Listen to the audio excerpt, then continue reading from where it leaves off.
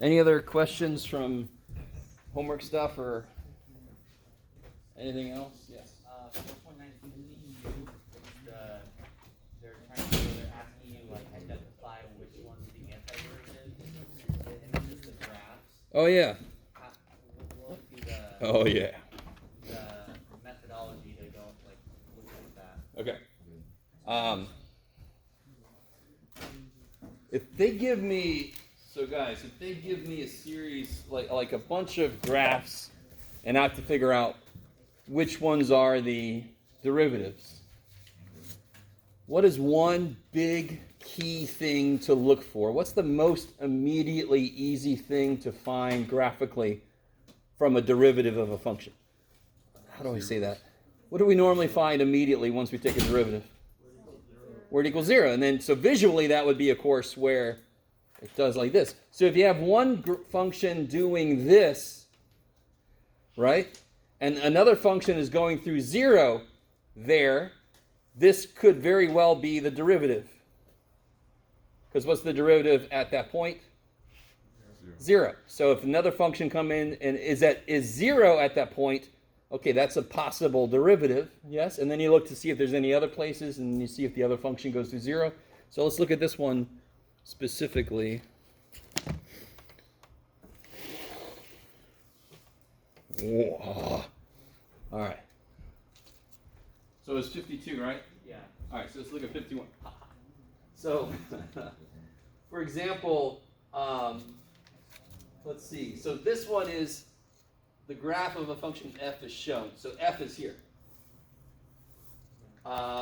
Which graph is an antiderivative of f? So what I would suggest you could do is, what you really want to know then is, does this make sense?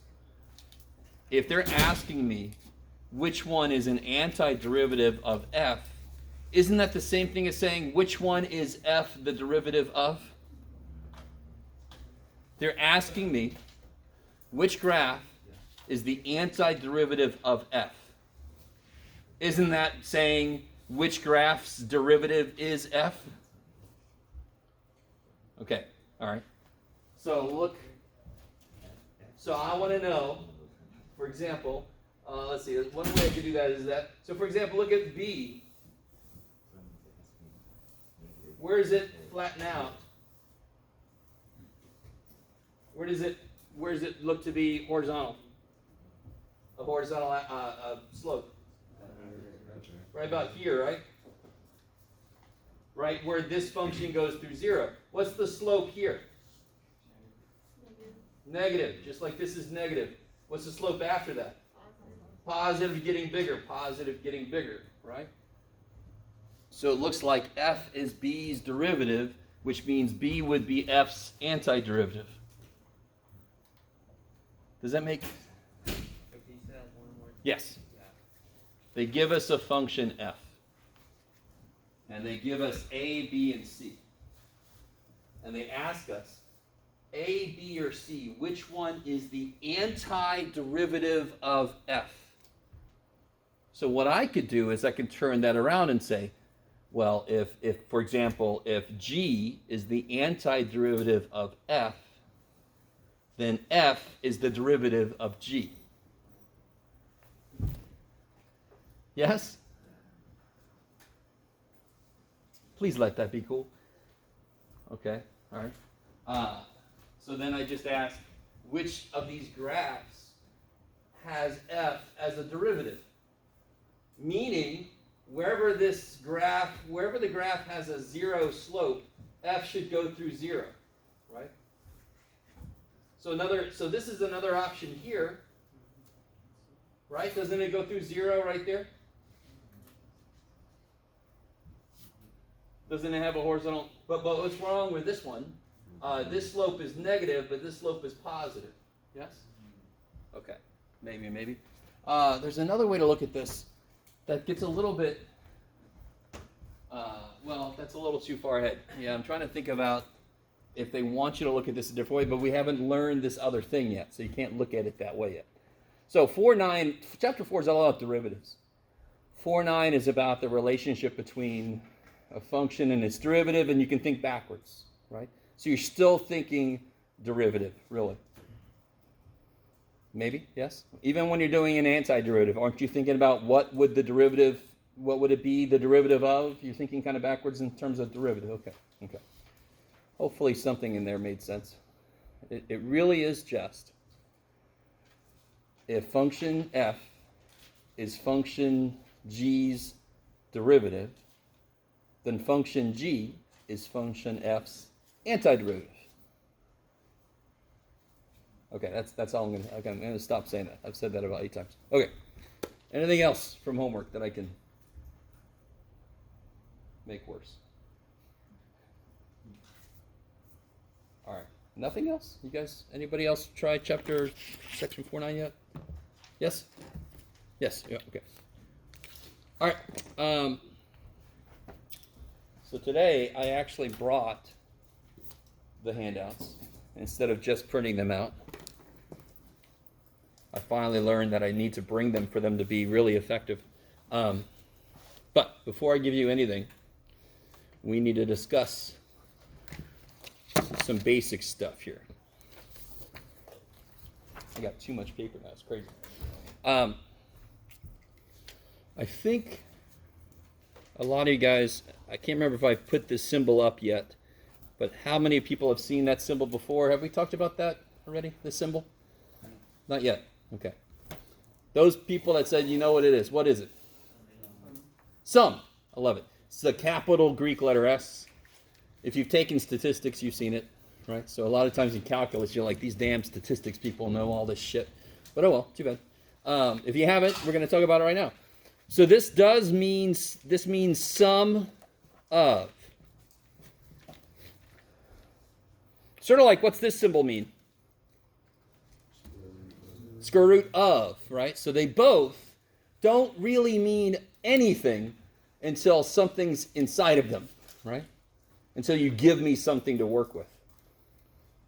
Blah, blah, blah. Okay, we all know what that symbol is. So if I said, for example, so why do we have this symbol? It's kind of weird. It doesn't take the place of like 8 plus 9. That doesn't make any sense. There wouldn't be a need for another symbol. We've already got a plus sign. But what if I had to write this?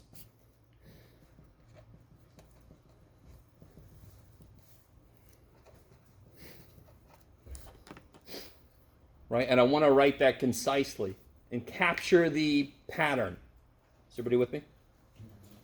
And this isn't really good enough. I mean, this is like, what the shit, right? So here's what this symbol can do for me. So I'm going to sum up. And what I want to put in there is a variable or variable expression that will become each of those numbers as I let them go up by 1. All right. So, for example, if I let my variable be I, what does I start at? What's the first value of this in this list? 1, right? The first value it takes on is 1. So I starts at 1. So the number below the summation symbol tells you where things start. It also identifies what the variable is. It's called the index of the summation. That's why we like the little letter I, because math people, we're just like that. And then the top one is going to tell me what it's going to. So where am I going to stop? 100. Holy shit. Okay. Does anyone know what that answer is? How long would it take you to figure that out? 50-50. Yeah, it's 50-50. It's the greatest thing I've ever seen. It's fantastic. How do you know that? You take like the add between the Yes, I love it. So what's 1 plus 100? 101. What's 2 plus 99? 101. 3 plus 98, 101. So how many times am I going to get 101? 50 times, right? If I pair them up, you guys semi with me? Has anybody ever seen this before? So if you pair them up, is this making sense so far? So all right, let me tell you the whole story real quick. Urban legend in mathematics.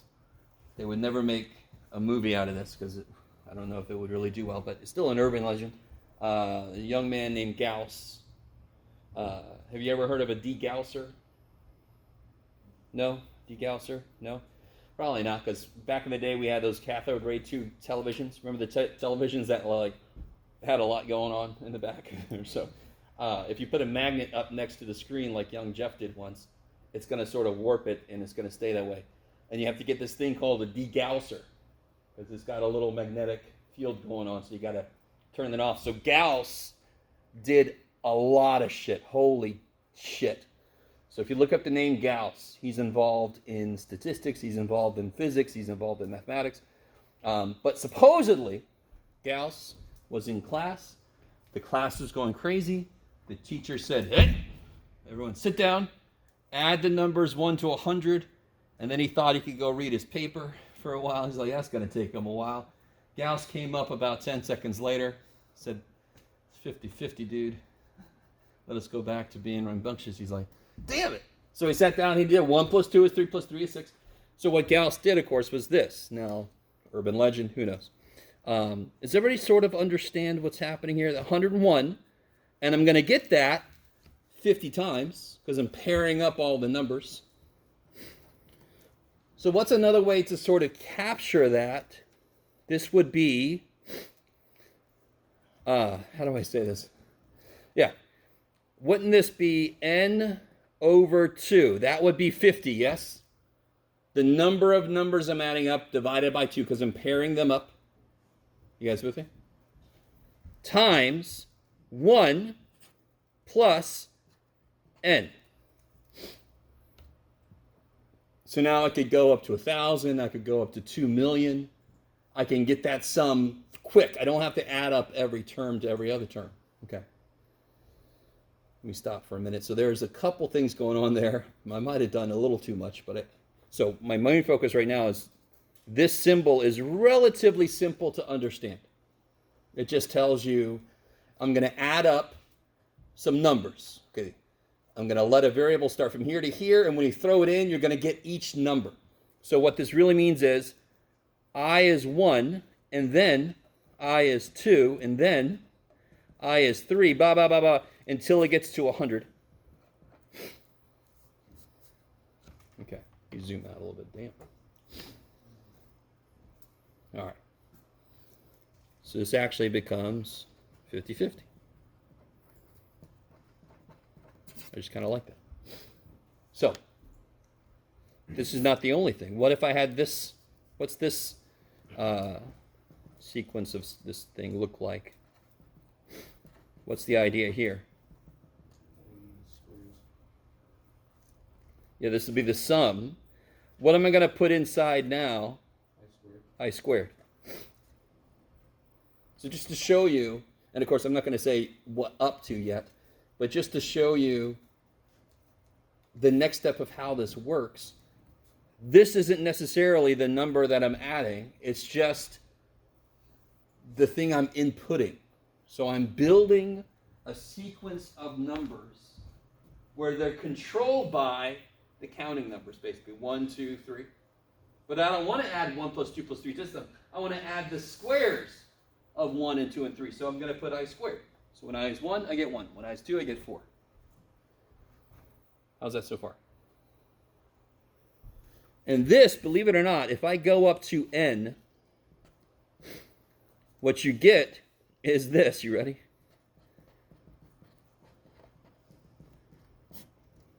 Bam! Obviously, you get this. I mean, right? Everybody? No, that's not obvious at all. Let's check this out. Well, can you guys write what this would be? What would that sum be? Tell me, what are the parts of that sum? 1 plus 4 plus 9. Yeah. And what is that? 30. 30. Everybody with me? Okay. So how would I check this? What is n? What did I make n equal to over here? 4. Yeah, n is 4. So what do I get if I just plug a 4 in for n?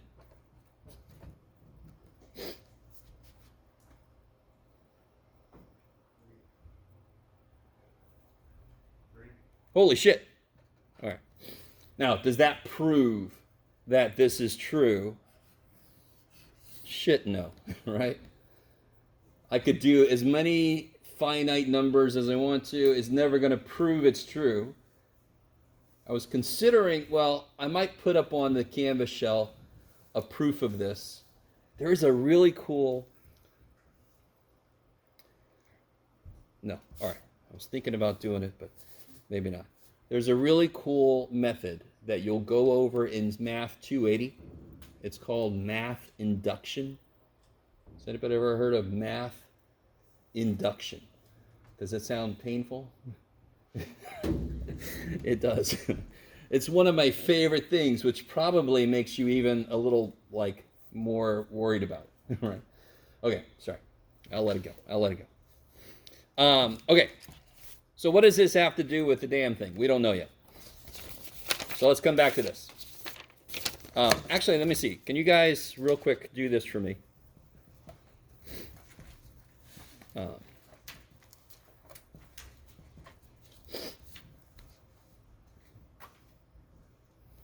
Of course, you can use your calculator if you want to.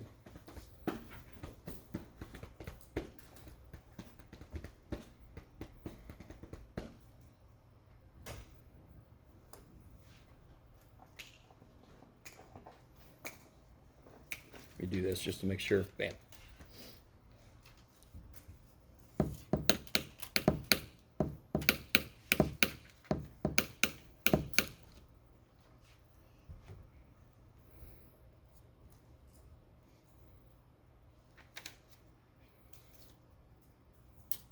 Yes. Say again? Oh, this. Are you cool with where's the 3 go? Where does the 3 go? Good. But the whole thing about this notation is that just tells you where you start. So you throw a 3 in, you get a number. Then you add that to what you get when you throw a 4 in.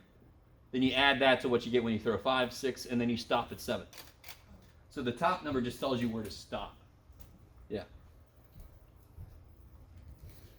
So I get 2 times 3 cubed minus 10 plus 2 times, get out of there, 3. 4 cubed minus 10 plus 2 times 5 cubed minus 10 plus 2 times 6 cubed minus 10 plus 2 times 7 cubed minus 10. Chumbawamba. Yes? Say again? 1500. Oh, okay. I'll take your word. So yeah, throw this on a little calculator. Let me ask you guys something. Couldn't you add these up and also add up these? So this would be minus 50, right? You could if you wanted to, yes? Because this is just all added, correct? Couldn't I take a 2 out of each of these? Couldn't I factor a 2 out, for example, if I wanted to? So that would mean, is everybody cool? I mean, this is kind of like throwing the old calculator. What'd you say you got again? I'm sorry? 1500. 1500? Did you guys get that also? Anybody? Okay. So the main thing there was just, do you understand the notation? But now watch what you could do. This is the same thing as this.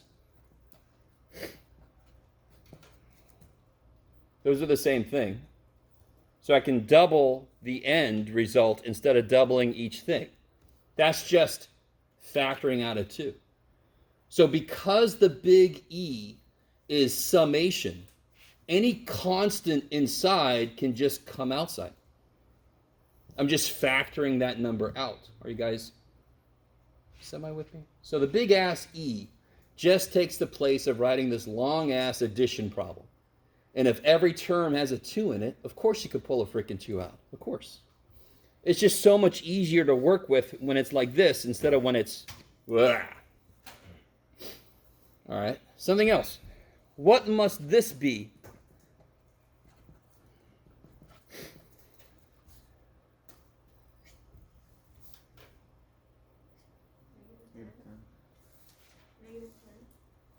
No.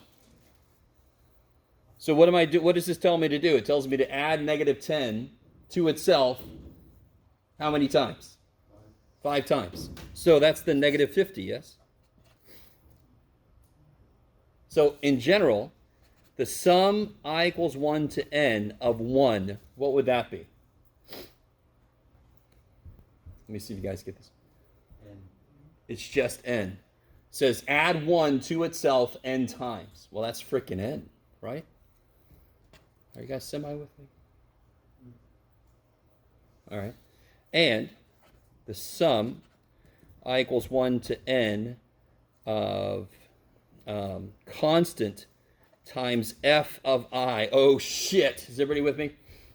What is f of I? What was f of I up here? 2iq minus n. It's just the function that's telling me how to create every number that I'm adding up. So this is the function. I could choose whatever the hell function I want to. But if it has a constant, that can just come out of the way. Are you guys semi with me? Okay. What is the variable? What is the only thing that the summation symbol sees as a variable in this case? No. N is a number. I. I is the index of it, but it's basically the summation variable. You guys semi with me? So what if I had this? The sum I equals 1 to n of n times fi. Can I do anything there? What is n? Is it changing? Does n change? Shit, no. So can't I just take it out? Didn't we just say that constants can come out front? Yes? What is n? N just is the number that I'm going to stop at. So it's a number. It's a constant. It could just be factored out. Maybe? Maybe? Screw you, Jeff. Okay. All right. All right. Now, let's do this. I think, do I want to? No, we could do, yeah, let's do a different thing. All right. Help me out here. Let me see. What's a decent thing that's not going to be too easy? I don't know, Jeff. Well, let's see. Let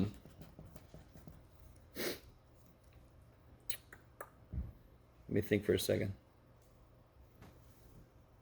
It doesn't really matter. Yeah, it doesn't really matter, Jeff. Oh, okay. Let's just do this. 4x minus 2. Okay. Can you please graph that from 1 to 5?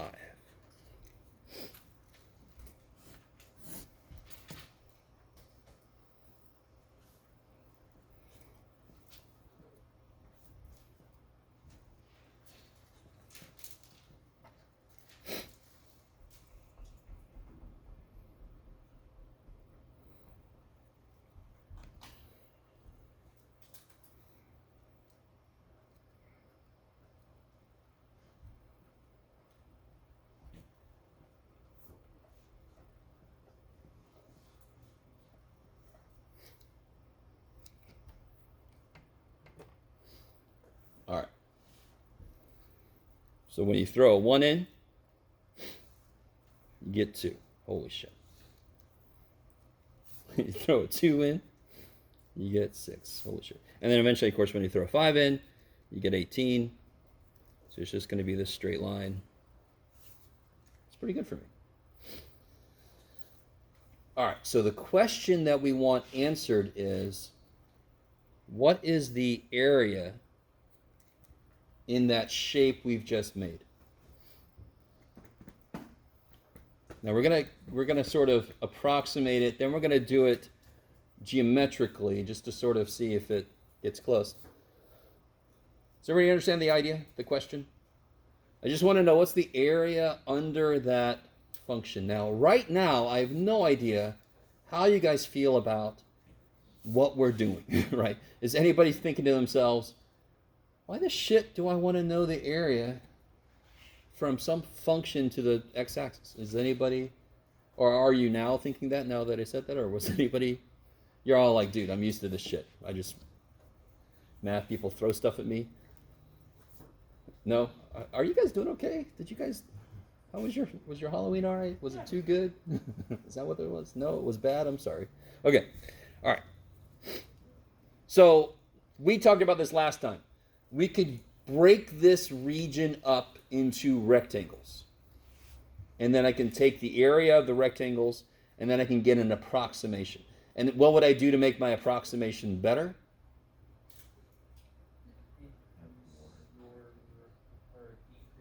Yeah, use more rectangles, right? I just break it up into tinier rectangles. That increases the resolution. Okay, I like it. So, if I want to use, let's use,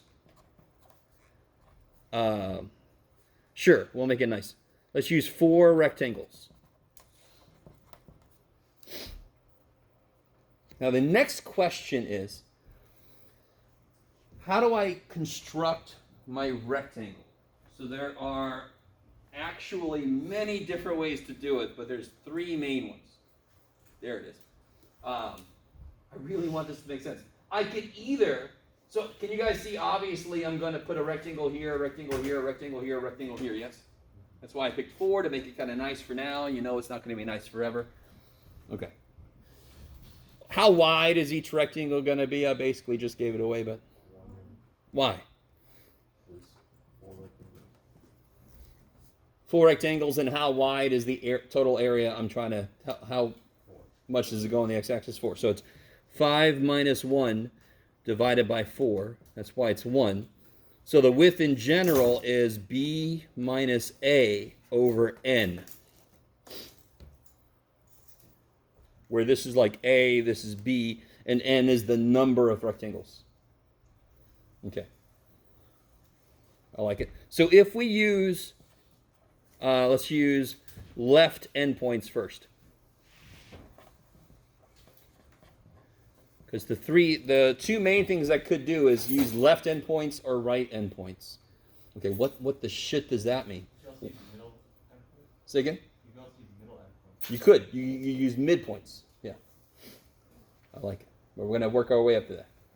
If I use left endpoints. So I want this first rectangle to sit here. Yes? I know that's how wide I want it to be, but how tall do I want it to be? Well, if I'm using left endpoints, it's going to be as tall as the left endpoint is. So it's going to be that tall. So can somebody tell me what the area of this rectangle is? Holy shit, right? All right, so this area is 2. So the next rectangle I draw, I want it to be as tall as the left endpoint.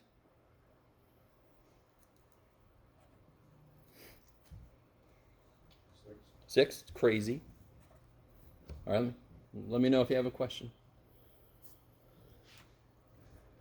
Now, I didn't really identify what this point here was, but what would this point be? What is the height of this third rectangle? How do you figure out the height of this? Yeah. H3 would be 4 times 3 minus 2. So the heights are the function evaluated at each successive side of a rectangle. Okay. So we're going to obviously formalize this for when everything is more disgusting. This is a very nice example. So this area would, of course, be... Say again? 10. You can pretty much see the pattern in the areas, maybe. And then finally, this height here is going to be 4 times 4 minus 10. Minus 10. Minus 2. 14. And just to make sure everybody really gets this, times 1, the width is beautiful right now. The width is 1. That kicks so much ass. So the area is simple. It's just going to be 14. So what do I get for my total area? Say again? 32. Okay. Now, can you guys do what I just did, but use right endpoints?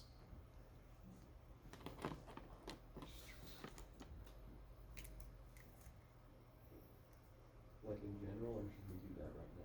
Right now. Okay. I love it. I love that clarifying question. Can you at some point in your life? No. Right now. We've already done most of the work. So just to put this down here, let me see.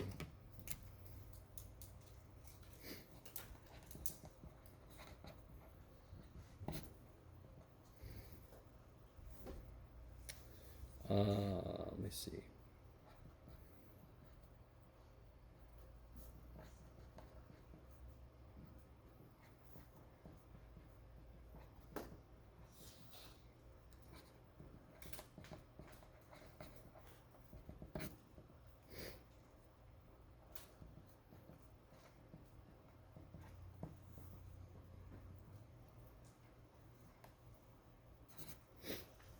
All right. Do you guys see how I really want this to make all the sense in the world?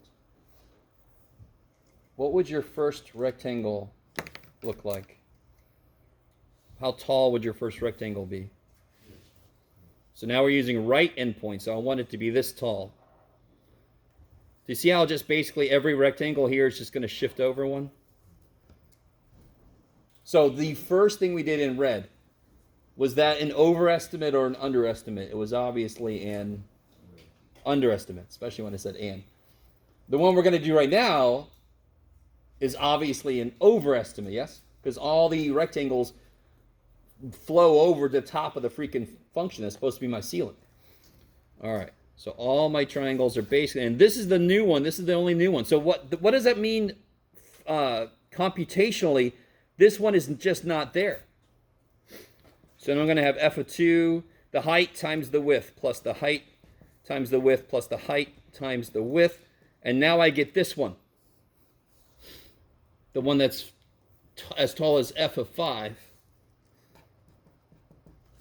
So it'll be 6 plus 10 plus 14 plus, what's this last one? Yeah, 18. All right, let me stop for a minute. I really want you guys to get this. Right now, this is beautiful. This is just rectangles. How to get the area? Well, you got to know how tall they are, and you got to know how wide they are. So we have a way to figure out the width.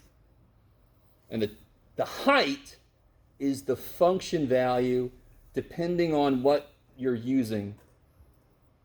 Left endpoint, right endpoint, midpoint, some arbitrary random point, which is another possibility. Oh, Jesus. And what do you get here? 40 who?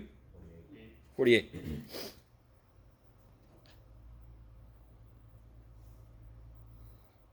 All right.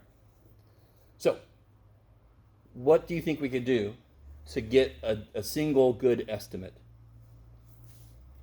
Given these two numbers here. Average those, right? So what do we get for the average of the left and the right endpoints? Yeah, 40. All right, now, we're going to do this two different ways. Come down here. All right. One thing I want you to ask you is, does anybody see the triangle that's in this? Do you guys see how this is sort of like a triangle? I think of this as a triangle hovering over the x-axis, right? Do you guys see how that's the triangle there? So what is this rectangle here? So now I'm just going to look at the area directly and do it geometrically. Can you always do that? No, because one side is going to be curvy as shit sometimes. I just picked a linear side that's easy as shit. I should be able to use geometry on it. What is the area of the rectangle down here that it's sitting on?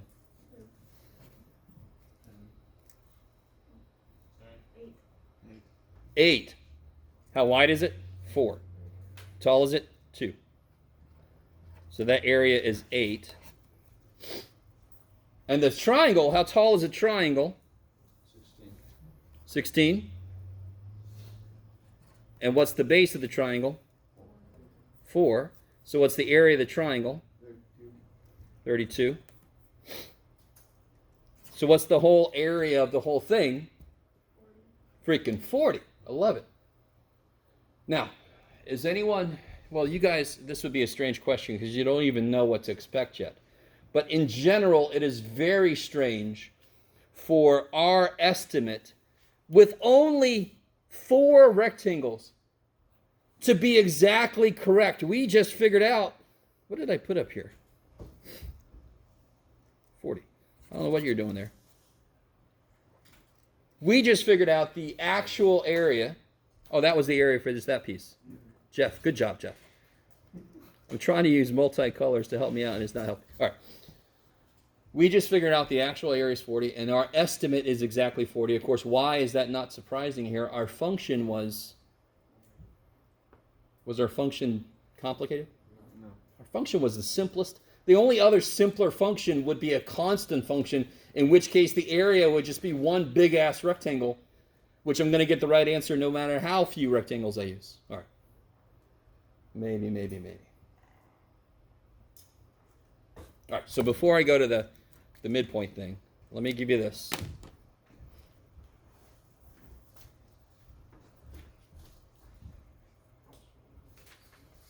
Basically wants you to recreate what we just did. And of course I made this one a little bit worse. That's what I do.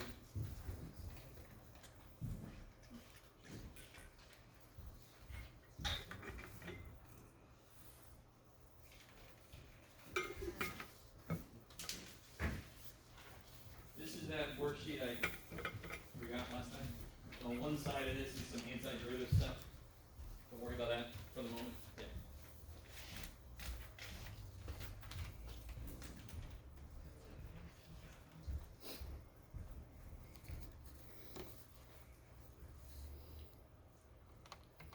This, by the way, are you guys a little bit more comfortable with this now? We're using 6 rectangles. What does this represent?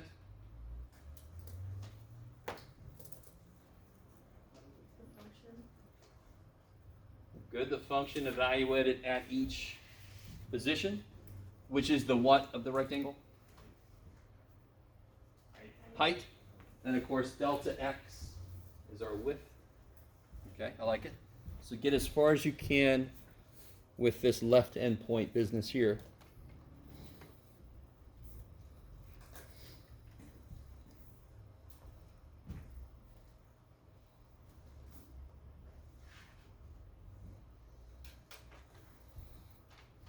Of course, I made your width a little bit worse.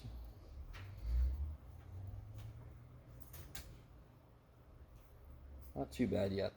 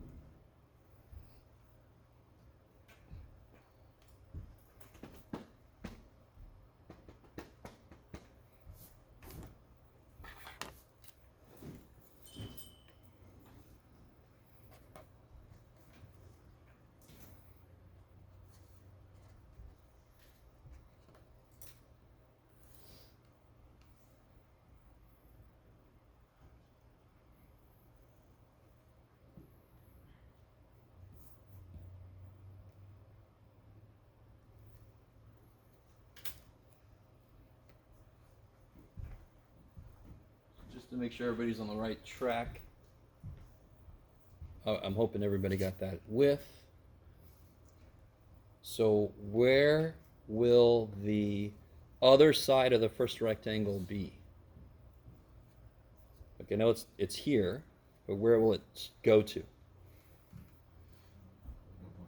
1.5. So that's about 2.4 right there. So it should be this, and the height of it is going to be based on the left endpoint. So it's going to be this tiny little dude.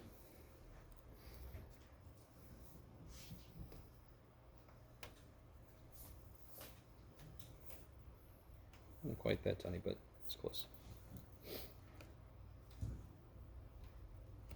Okay.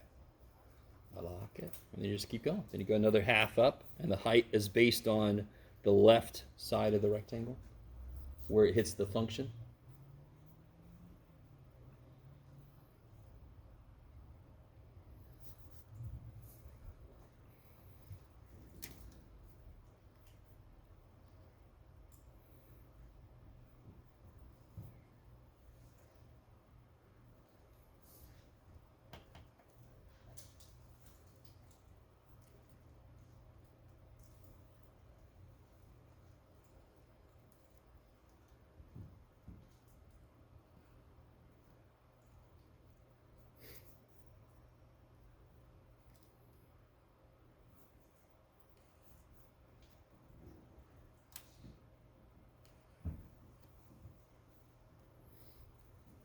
It's a really good idea when you're finished drawing your rectangles to really quickly count them to make sure you haven't done something crazy.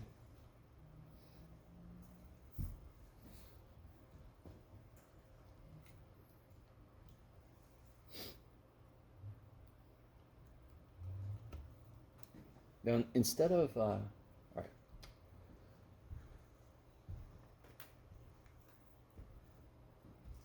There's one little thing I can always do to this. Which part of this is a constant?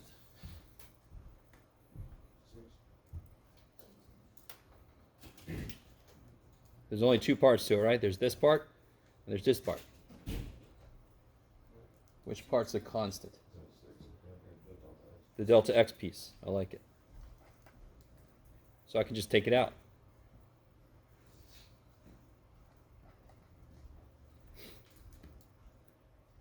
Oh. All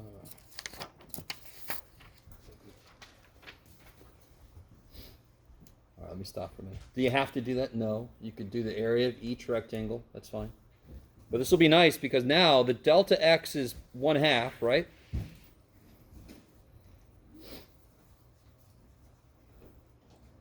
What's the height of the first rectangle? F of 1, right? So the little xi piece, that just depends on, it's the I input that I want to use, right? So what's the first input I want to use? What is x1? In this case, it's going to be 1 because I'm using left endpoints, right? If I was using right endpoints, the first input would be 1.5. That would be how tall my rectangle is. Okay.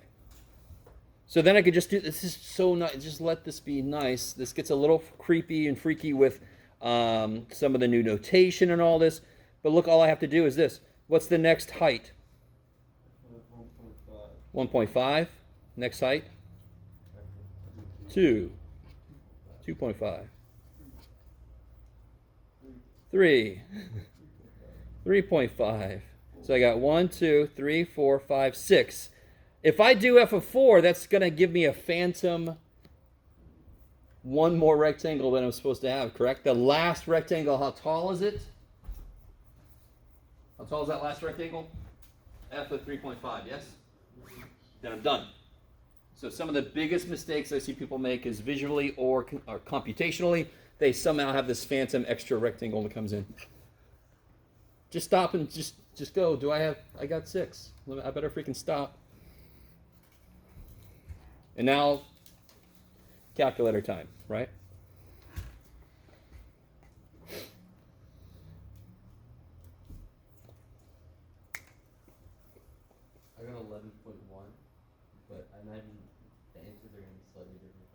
11.1 total? Oh, did you round some? No? Everybody should be exactly the same if nobody rounded.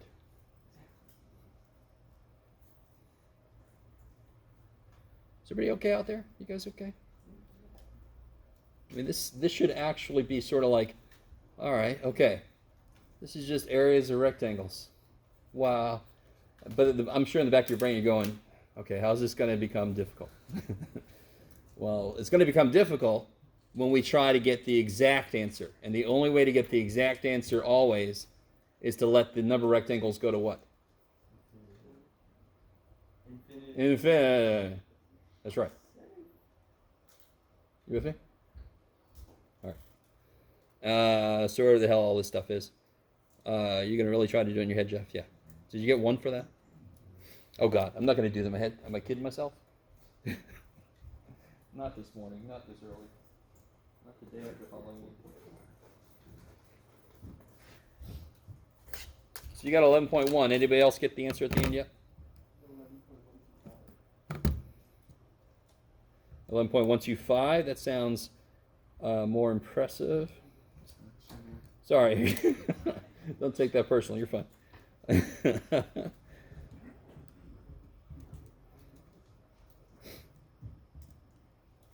I'm going to do something. So I can do this, of course, and just have the calculator tell me all the heights, yes? So I can put the function in. I can set up my table to start at 1 and go up by 0.5. Holy shit, delta table is delta x. Not graph, Jeff. I don't care about the graph. Stop it. Now I can get all my values, right? So the height would be 2.75, and then 4, and then 4.75, and then 5, and then it turns around, I think. Where'd you go? 4.75, thank you. Do I have enough? 1, 2, 3, 4, 6. Yeah, so if you do this, you should get 11.125, I believe, right?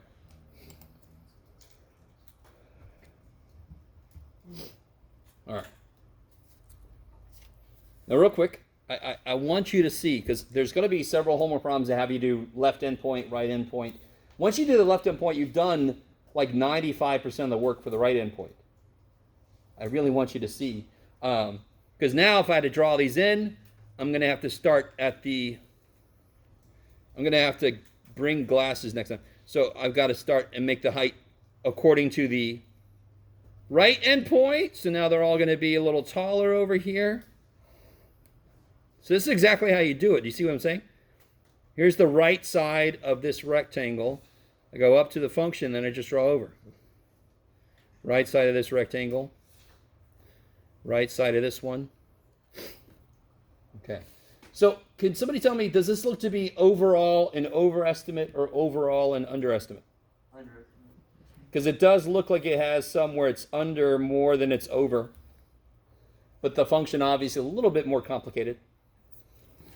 All right, so this one, the real shortcut to all this shit is, here's the width of each rectangle.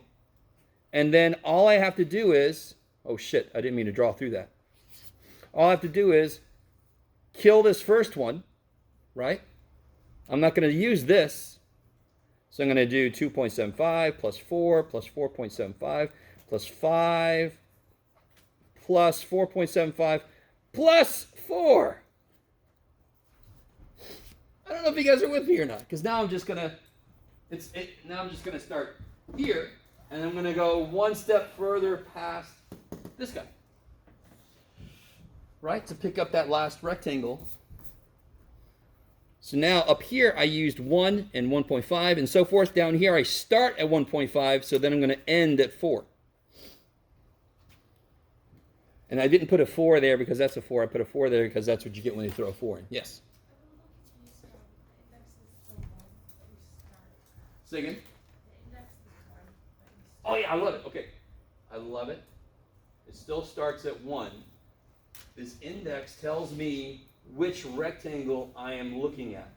So the first rectangle, what is the height of the first rectangle? What is x1 for a right endpoint thing? 1.5. For the left endpoint, what was x1? 1. So this I has not got anything directly to do with where I am here. It just tells me at the first rectangle, second rectangle. I have to know what am I plugging in for each rectangle. It depends on if I'm doing a left endpoint or a right endpoint. Okay. Or even a midpoint. So, what do you guys get here? Anybody got that? 12.625. Do it again. 12.625. 12.625, that sounds correct. Okay, nobody else is saying anything, so I'm going to assume that's okay. Okay. So what is our average? What's the best guess? That this is these are both off, but of course if I average them, that should take care of each one of them. 11.875. 11 point, sorry? 875. 875. Coolness. Now, here's the ultimate thing. I'm going to show you this now, even though we haven't talked about this symbol yet. Just because. I always like you to have a way to check your work in your calculator. All right, some of you guys know this symbol that's about to happen. So if you want to play along with me, go ahead and put this function in your calculator. So I'm going to show you how to get the exact answer, and your estimates should be close. They shouldn't necessarily equal this. Are you with me? So if your estimate was 20 and you do this and you get the exact answer is 8, you're obviously wrong, but if you get 19 and you got 20, that's fine. Okay, maybe. So here's what you do. Go up to Calc. By the way, do you guys see anything up here that we actually never did anything with that's related to our class? What's that one? That's right. Okay. But we actually want to use this one. And for right now, some of you guys I know this symbol, but let's just look at this like it says S, like sum. Are you with me? And instead of delta x, it's got dx, right? But we're going to just go with it for now. Are you guys with me? So that basically is the same thing as what we're doing. But this actually, if I take it to n equals infinity. So this is perfect answer. So this is so cool how this does this. Shit, let me make sure. Hold on. Let's all do this together. Before we do this, hit zoom 6 just to make sure we got a nice. There he is. So everybody's graph looks the same. Then I'm going to go back to Calc. It's number 7. And then it's going to ask me from what? From 1, right? Where am I at again? From 1 to 4. And look at what it does. Oh, that's so beautiful.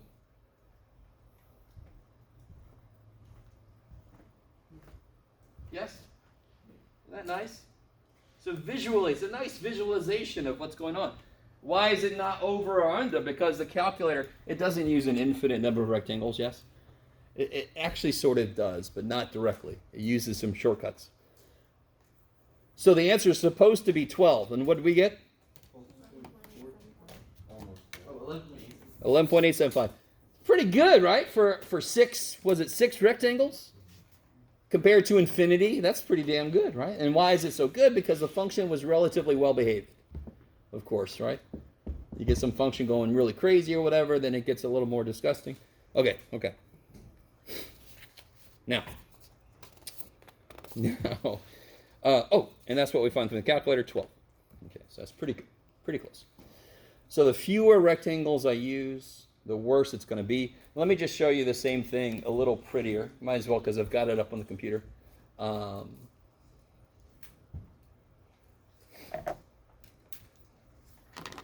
here's the left. Here's using a left endpoint, right? Left Riemann sum. So you can see some of the work going on here, but 6 rectangles and they got 11.125. So let's see what happens if I crank that up. How swiftly is this going to go? Holy shit, that's too fast. Okay. So if I start cranking that up a little bit, look at down here is our estimate, right? So if I start cranking that up, look how it starts to approach 12. And when does it get to about 12? Let's see. Okay, out of our control. So we get that pretty 500 rectangles and we're at 11.99. Which I don't know about you guys, but that actually feels a little bit, under where I thought it would be. That's just too bad for us. But look how nice I love how the Desmos can handle. Can you guys see that up there yet? No, I can see rectangles starting to show up. Now you can, right? Now you can see them starting to show up, and now of course they really show up. Anyway, sorry. So I love that idea of infinite resolution kind of showing up. And of course, this is the right sum. There's our 12,625 we got. And if I crank up the rectangles, it gets better and better and better. Just from the other side, because it's always going to be an overestimate. Okay. I like it. Not too bad, right? Not too bad. Okay.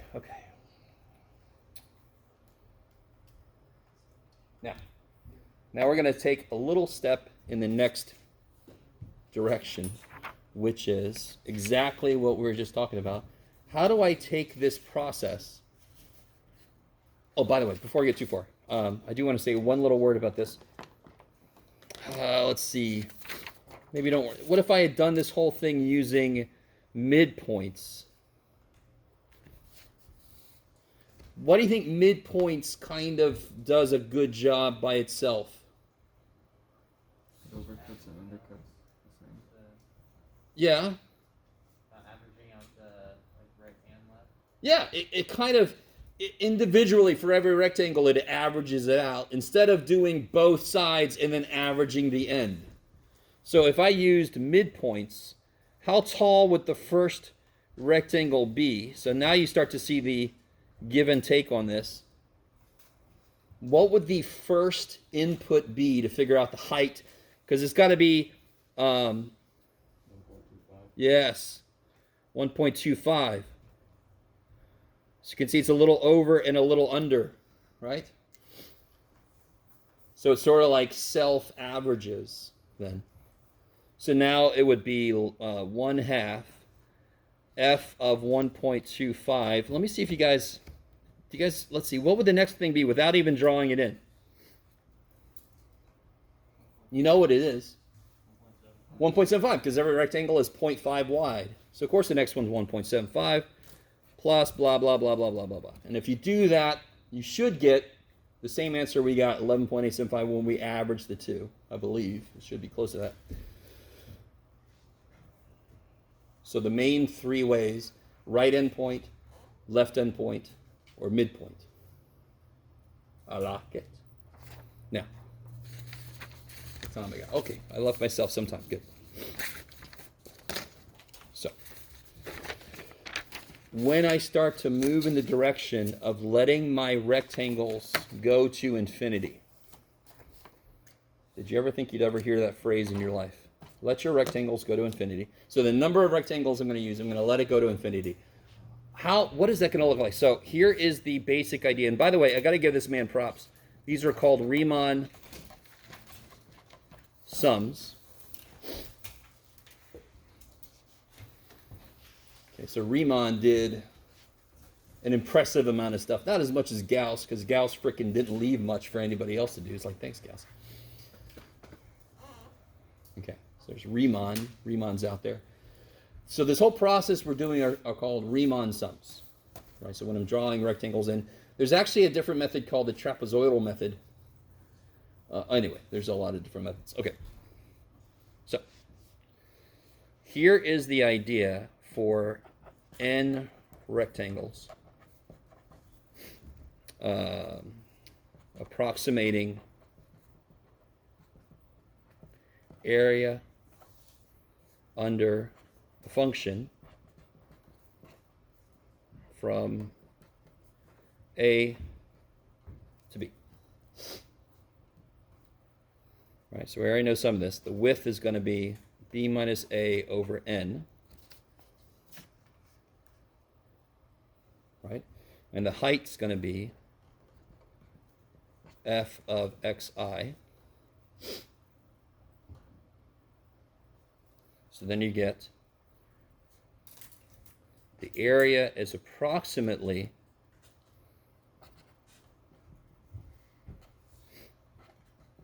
the same thing I had up here before.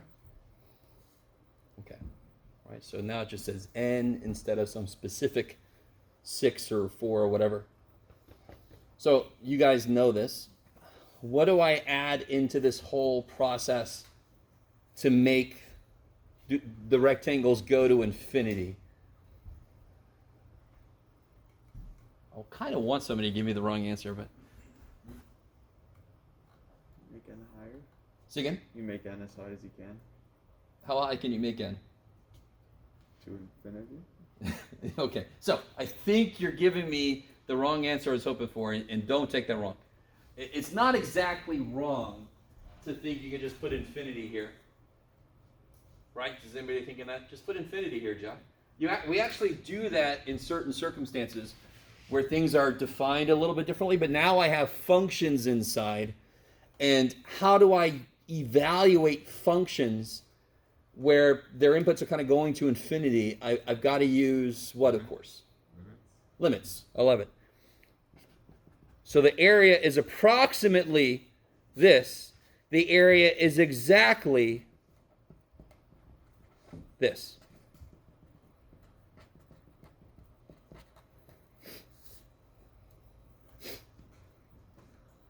Okay. Well, that's nice, Jeff. What does that mean practically? What am I going to have to frickin' do? All right. So let's try an actual problem now. Let me see. I haven't really given myself enough time here, but let's try a very, very, very simple process. In fact, let's do, what was that first thing we did? 4x minus 2. Why not? Example.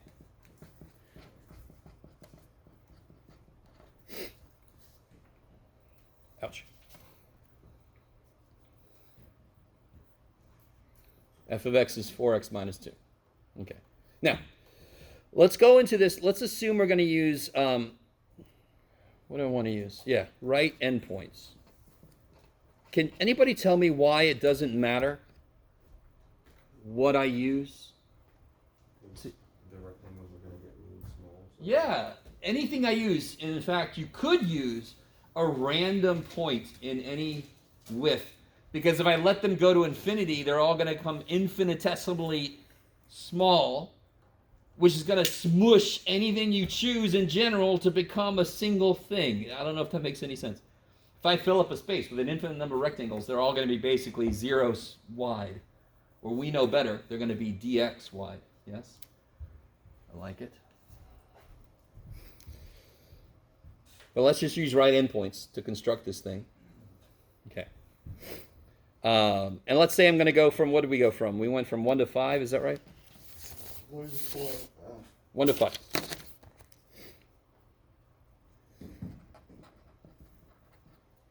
Jeff?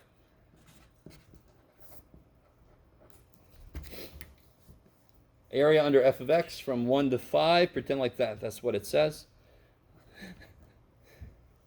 All right, so now to set this up, let's do a couple things. What is my width going to be?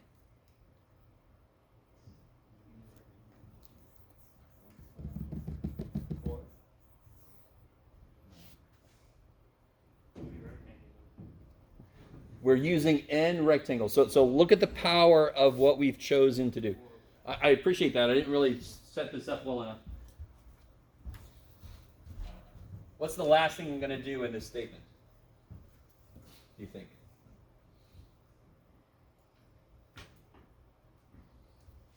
This. I'm going to do this last, right? Because I can't evaluate a limit of n going to anywhere until I get a function of n here. So I'm going to evaluate this first. So that's what I'm doing first. So how many rectangles are we using exactly? 4 grand. 4 grand. Okay, we're using n rectangles, which leads to a width of 4 over n. I like it. So we got b minus a over how many rectangles we're using is n. So the first stage, set it up like we're using n rectangles. Second stage, let n go to infinity. So of course 4 over n. Whoa, okay. And then what is, let me see, how do I set this up for you? Okay. If I'm using the right endpoint, so let's see if I can draw this a little bit. So if I'm going from 1 to 5, I'm using the right endpoint. What is the first thing I'm throwing into the function? How far away from 1 is the next, is going to be that right side of the rectangle? 4 over n. So this would be 1 plus 4 over n. Yes? So the height of the first rectangle will be 1 plus 4 over n. What about the next rectangle? 1 plus 8 over n. Say again? 1 plus 8 over n. So it's going to be 1 plus 2 times 4 over n. What about the next triangle?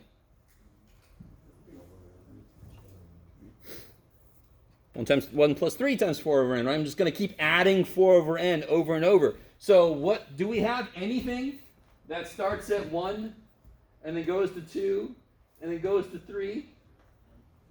Do we have anything that does that in the context of what we're doing? You could do it, you could do it, you could do it.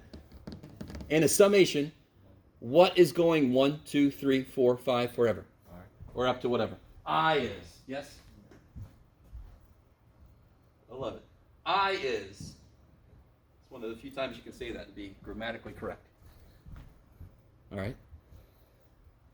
So how do I write in general what xi is? Xi will be 1 plus 4i over n. So I got 1, and then the first rectangle is going to be based on 1 plus 4 over n. 1 plus 4 times 2 over n. 1 plus 4 times 3 over n. Because every time I take a step, how much am I adding? 4 over n. So the ith rectangle will be 1 plus 4i over n. That will be the input. So what will... By the way, do you see all this setup I'm doing here for myself? Why am I doing it? I got to know what the shit that is. What am I working on right now? What the shit that is. Well, we know what the shit that is now. What is f of xi? Can somebody tell me what that is? What is f of x? 4x minus 2. So what's f of xi?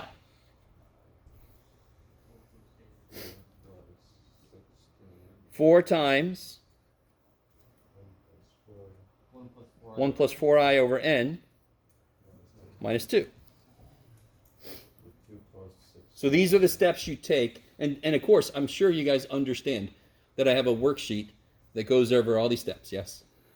All right. What time we got? Oh, geez. All right, let's see how far I can make it. So let's put this together. The limit. So I got all the parts now. I know what f of xi is. I had to figure out what xi was first. Then I throw it into whatever my function is, and then I know what f of xi is. Delta x, we figured that out. It's the same old little tiny formula, easy shit.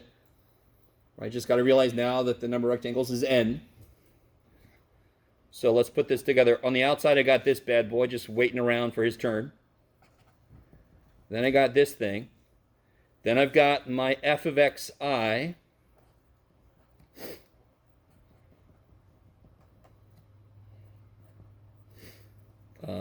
Yeah. And then I've got my delta x. Where are you at? There it is. Okay. So there's my... How you guys feeling now? Not great. But it's very recipe-ish. You got to know what delta x is. How do you find it? The same way every time. You got to know what xi is. How do you find it? The same way every time. You got to know what f of xi is. Well, once you know what xi is, you shove it into the function and you just plop that shit down. Yes? Maybe? What was I going to do over here? I was going to point to something and say something I forgot. Okay, anyway. Oh yeah, this is my f of xi, and this is my delta x. Now, let me see if you guys are cool with this. Not surprisingly, all right. Let me make sure. According to the sum, what is a variable? What does the sum see as its variable? I. In this case, I. And just to tell you in general, I could put a j there. I could put a whatever I want to there. That just identifies what it sees as a variable. It's what's changing inside of it. What does the limit see as a variable? N. So what can I take out of this summation symbol? Is there anything I could just take and put in front of it? Can I put it out here? Yes. The 4 over n, can I put it here?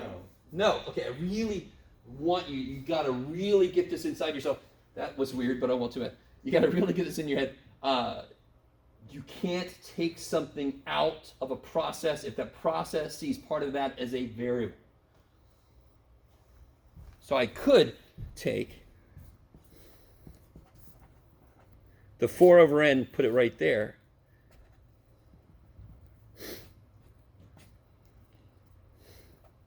And then inside I can kind of clean this up just a little bit, right? 4 plus 16I over n minus 2. Yes?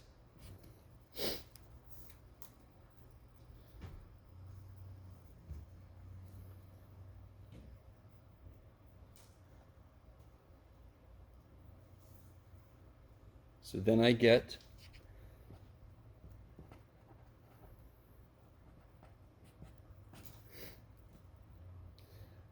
let's see if you guys, well, let's see. I'm going to run out of room. That's okay. 2 plus 16I over n. Okay, that's not very exciting. All right, nothing major there happened, right? Nothing major happened. Now, does anyone, just so you know, you could take the 4 here, right? Who cares? All right. With the most important, so that's kind of solidifying the idea that the constants aren't as important as the variable pieces, right? We started seeing that when we were talking about antiderivatives. If I'm missing a constant, that's easy. If I'm missing a variable piece, I'm screwed. Maybe. Okay. Oh, I need more room. Hold on. We're going to make it somewhere good. Yes, we are. Okay. God, I got some gross paper. Too bad. All right, now, limit n goes to infinity, 4 over n. What is the sum? Oh, let me see how this is. Yeah, what's the sum I equals 1 to n of 2? Does anyone remember how that works with I'm going to sum 2 up n times. 2n. Yes? So this is 2n plus the sum of this. We're almost there now. Everybody see that step? Everybody understand that step? No? Shit. All right. So again, if I take 2 plus 16I over n, and I add it to, how do I say this? Let's do this. 2 plus 1/16 over n plus 2 plus 2/16 over n plus 2 plus 3/16 over n. Jeff, you could do it. Right? And keep going forever? Well, how many 2's will I end up with if I just add the 2's together? Won't I end up with n 2's? And then what do I still have to add? Don't I still have to add this shit together? Yes? So a summation of a sum should be relative. I could just look at each piece then, because sums of sums work really well together. I don't know if you guys are with me. We got distributive property. I can undistribute shit and do parts of it. Okay, maybe. So I really want that to make sense. The sum of 2, n times is 2n. But I still have to sum up this shit. What can come out of this piece?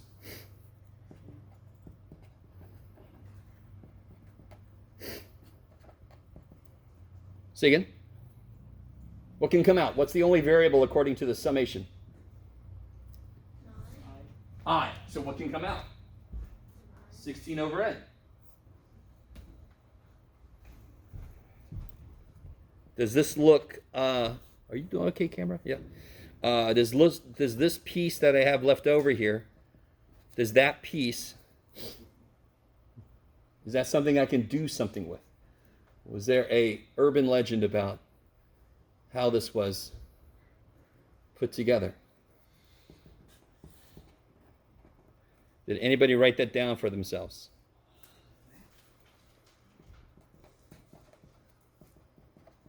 Do you see how what's going to happen with every one of these problems is you're going to try to take stuff out, redo stuff, apply summation thing like we did with the 2n thing, and you're trying to get it so you have a sum of I or a sum of I squared, or even a sum of I cubed. Right? And that's about as high as we can go, to be honest. Well, we can go further, but we're not going to. Because does anyone have written down their notes what Gauss showed this is equal to?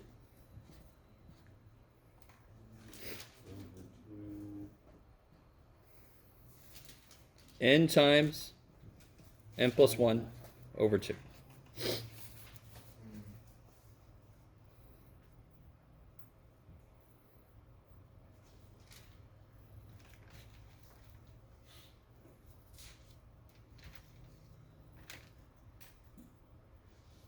All right, now let's put all this together. Okay, you're going to love this. I'm not going to worry about my constants. Okay, what I'm going to do, let's do the inside first. Is everybody cool with that? We showed that earlier, yes? Remember that? We showed that earlier. Okay. Look what I could do. Look what I could do. I'm going to distribute the 16, not distribute, I'm just going to multiply this by 16 over n. Are you guys cool with that? Bam, bam. Bam, bam. So I get 8n plus 1. I don't know why I wrote it up there, but too bad. Is that cool?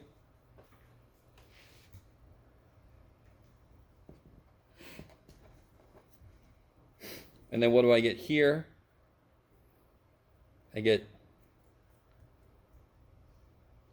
8 plus 32n plus 1 over n. Is that cool? Yes. Now what is the limit as n goes to infinity of this? Yeah, good, right? 1. They're both degree 1, correct? That's a nice easy limit. The limit of this is 1. So I get this, which is that look familiar to anybody? Isn't that the answer? Yay. Now again, that one was relatively easy. It was a line. It was actually nice. We got the exact answer pretty quickly just using 6 rectangles. So it was a beautiful example of how to do it for infinite rectangles because it was a relatively easy function. Let me give you this and then we'll call it a day. So this paper is the one that's got the explanation and all the steps to do a more, did I do? No, I did an easy example. Oh well, too bad.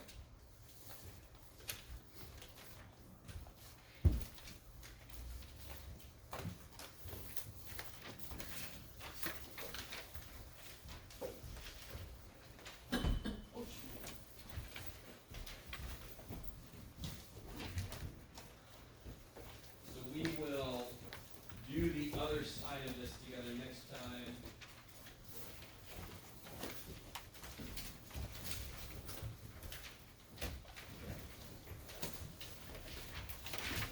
Otherwise, that is it, guys. So happy that I get to torture you guys. It's my job. Let me know if you have any questions. Otherwise, I'll see you guys